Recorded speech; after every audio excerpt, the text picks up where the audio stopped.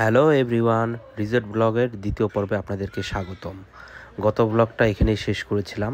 আমরা dress change করে view দেখতে দেখতে সুইমিংয়ের দিকে এগোচ্ছিলাম আর এনজয় করছিলাম। এই যে সুইমিংয়ে পৌঁছে গিয়েছি। সুইমিংয়ে নামার আগে গাটা একটু ভিজিয়ে নিলাম। পাশেই মিউজিক হচ্ছিল, মিউজিকের তালে তালে একটু নিজেকে দুলাচ্ছিলাম।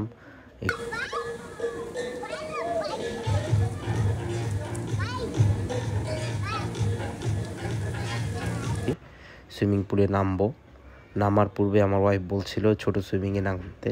আমি আবার তাকে বুঝিয়ে বললাম ওটা বাচ্চাদের। এই কথা বলেই সুইমিংয়ে নেমে পড়লাম। সুইমিংয়ে নেমেই দেখি পানি ঠান্ডা ঠান্ডা পানিতে ভিজতে ভালোই লাগছিল। তারপরে এই যে এনজয় করছিলাম, গোসল করছিলাম আর প্রকৃতি উপভোগ করছিলাম। দুটোর কম্বিনেশন জোস ছিল। কার না ভালো লাগে গোসল করতে করতে প্রকৃতি উপভোগ করতে। মিউজিক হচ্ছিল, পাশাপাশি মিউজিকের তালে উপভোগ করছিলাম। এই রিসোর্টটির লোকেশন বাড্ডা এলাকায়, ফর্টিস ডাউনটাউন রিসোর্ট। এই রিসোর্টে আপনারা অবশ্যই আসবেন, মাস্ট রিকমেন্ডেড।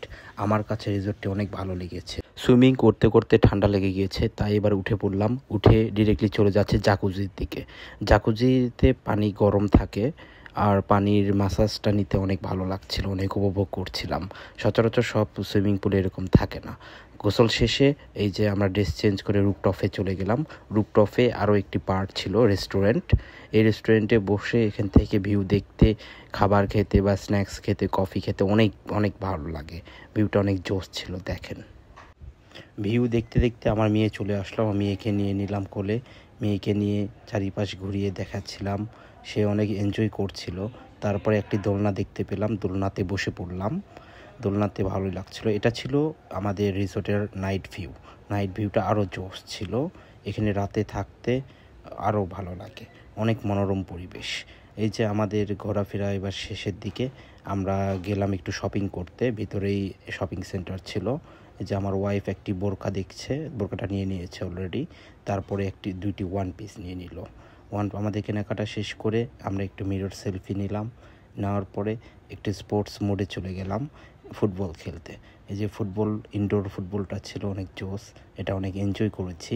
2-2 গোলে আমরা ড্র করেছিলাম গেমটি। পাশেই ছিল হকি খেলার মতো আজকে সময় ছিল না। আমরা চলে যাচ্ছি, আগামীতে অবশ্যই আসব।